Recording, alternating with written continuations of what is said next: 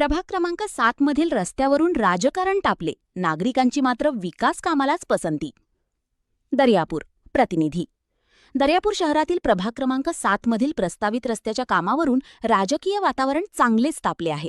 काही दिवसांपूर्वी काँग्रेसचे माजी शहराध्यक्ष यांनी शिवसेना शिंदे गटचे नेते सुधाकर पाटील भारसाकळे यांच्यावर टीका करत गरज नसताना या रस्त्यासाठी अनावश्यक निधी खर्च केला जात आहे असा आरोप केला होता. या आरोपांमुळे शहरात विविध स्तरांवर चर्चा रंगली होती.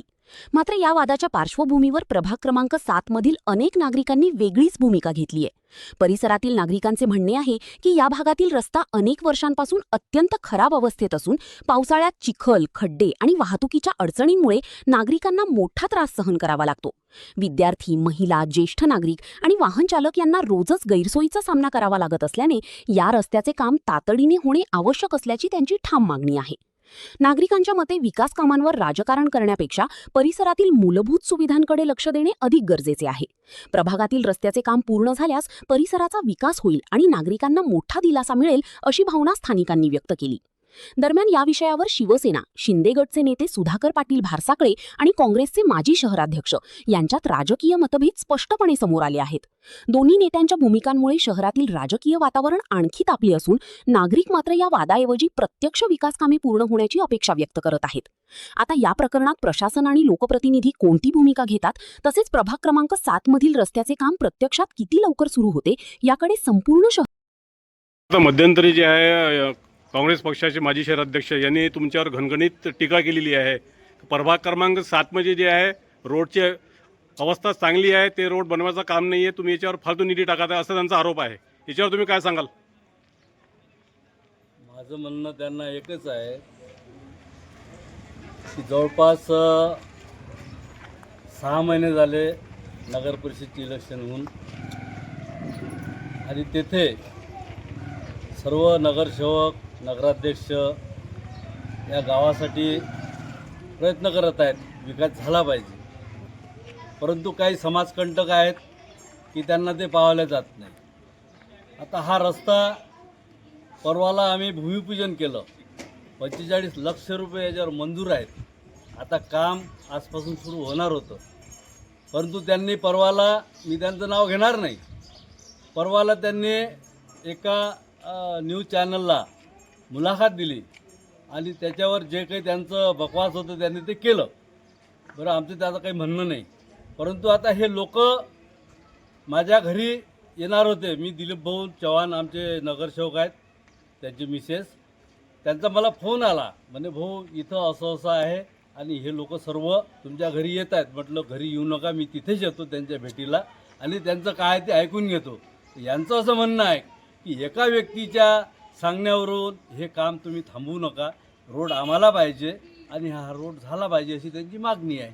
त्याच्यावर आता हे लोक काय म्हणतात तुम्ही त्यांच्याकडून विचारून घ्या. भाऊ, त्यांचा आणि एक अजून आरोप केलेला आहे की तुमच्या जे बोर्डावर आहे ते शहराध्यक्ष म्हणून, काँग्रेस शहराध्यक्ष म्हणून उल्लेख केलेला आहे. यावर तुम्ही काय म्हणाल? ते बोर्ड जुनंच होतं, त्याच्यावरती आमच्या या कॉन्ट्रॅक्टरनं एक फ्लॅक्स लावून तात्पुरतं ते भूमिपूजन करून घेतलं. ते कोणतरी फ्लॅक्स फाडली, त्याच्याखाली ते जुने नाव होते, ते लोकांना दिसले, कदाचित त्याच्यावर त्यांची हरकत असेल. ठीक आहे, धन्यवाद. दिलीप भाऊ, काय सांगाल सर्व याच्यावर मुद्द्यावर तुम्ही? प्रभाग क्रमांक 7 मध्ये जो भोच्या माध्यमातून जो निधी आला आहे, तो निधी मी श्यामभाऊ मालपानी यांच्या घरापासून तर राजूभाऊ मावरे यांच्या घरापर्यंत आणि राजूभाऊ मावरे यांच्या घरापासून तर सरळ लहान पुलापर्यंत 45 लाख रुपयांचा काँक्रीट रोड आहे. काही विघ्न संतोषी लोकांना हे गोष्ट रुतल्या जात आहे. तर काहीतरी करावं की बा चांगला रोड आहे. आता तुम्ही फक्त आता पत्रकार म्हणून नाही, एक सामान्य नागरिक म्हणून ह्या रोडची अवस्था बघा की पाण्यामध्ये या रोडपासून जाता येत नाही लोकांना आणि हा महत्त्वाचा रोड आहे.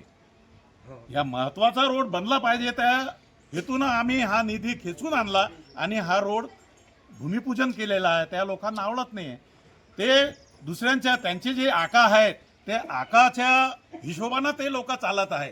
त्यांनी जर लोकांच्या जनहिताचं नुकसान केलं तर माझं त्यांना आव्हान आहे की त्यांनी मैदान त्यांनी निवडावं.